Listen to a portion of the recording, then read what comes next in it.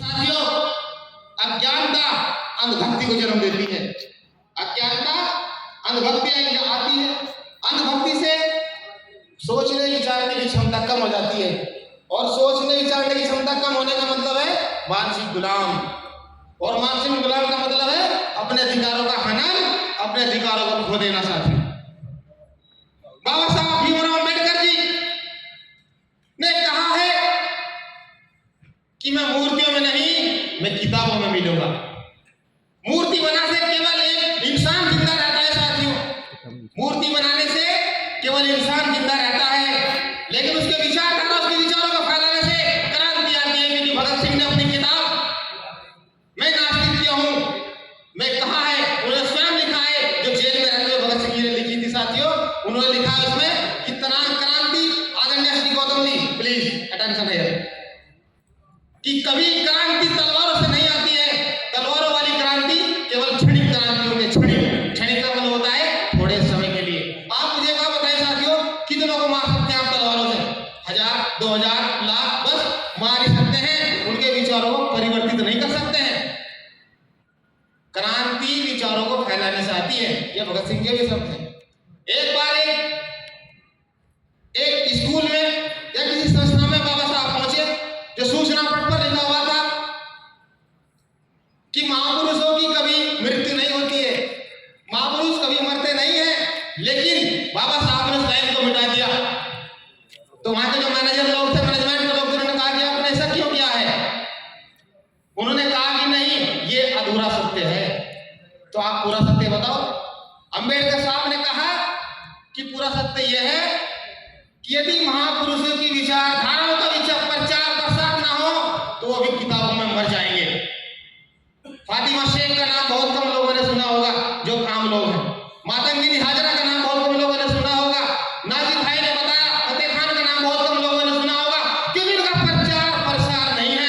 अशफाकुल्लाह खान का नाम सुना होगा, शाहनवाज खान का नाम सुना है, क्या किया है नहीं पता है। शाहनवाज खान वो शख्स थे जिसने लाल किले के ऊपर सबसे पहले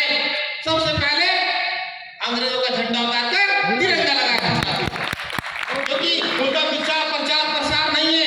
आदरणीय अध्यक्ष जी, उनका प्रचार प्रसार नहीं है, इसलिए वो किताबों में रहकर सिमट गए हैं, किताबों में रहकर मर गए हैं। हमारे क्रांतिकारी चले गए हैं। उन्होंने ओम प्रकाश वाल्मीकि का नाम लिया था, वो बरले के रहने वाले ही नहीं, हमारे पास ही कम हो गए। बरला जानते हैं सभी, वो वहीं के रहने वाले थे, ओम प्रकाश वाल्मीकि। वो चले गए, शायद वाल्मीकि समाज से ही थे। जूठन उनकी बहुत वर्ल्ड फेमस किताब है, वर्ल्ड फेमस उनकी कविता है। उन्होंने कहा, प्यास पानी की, पानी तालाब का, तालाब ठाकुर का। भूख रोटी की, रोटी बाजरे की, बाजरा खेत का, खेत किसका? खेत ठाकुर का।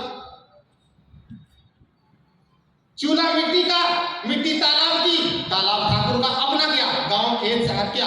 कितना बड़ा संदेश उन्होंने दिया है। और एक कवि रहे हैं, मैं एक मिनट और दूंगा संचालक महोदय जी, उन्होंने, वो उन्मेष महोदय हैं, सोनू गौतम जी से डिस्कस भी करा था फोन पे परसों। वो उन्होंने लिखा, उन्होंने अपनी विचारिक शक्ति के अनुसार दिया, जो मनोवैज्ञानिक ढंग से काम करती है, कि कौन है साहब, कौन जात हो साहब, कौन जात हो साहब। बच्चन लाल उन्मेष उनका नाम है। कौन जात हो साहब? दलित हो साहब। मैंने सोचा आप हिंदू होंगे, आते हैं ना साहब, हिंदुओं में आते हैं, लेकिन आपके चुनाव में। यानी इसका कविता कितना बड़ा संदेश है। संदेश यह है कि केवल जब चुनाव आते हैं तभी हम हिंदू बनते हैं, अन्यथा हम वही लोग, हमारे आप लोगों की नजरों में आते हैं। कुछ लोगों की नजरों की जो भारत की तरक्की सामाजिक समरसता पर निर्भर करती है साथियों। और सामाजिक समरसता कैसे बन सकती है? जब हम सब मिलकर के चलेंगे, इस भारत के गुलदस्ते को बनाएंगे। तमाम साथी जिन्होंने भारत को बनाने में कुर्बानी दी है और दे रहे हैं, उन सभी के सपनों को पूरा करने के लिए हम चलेंगे।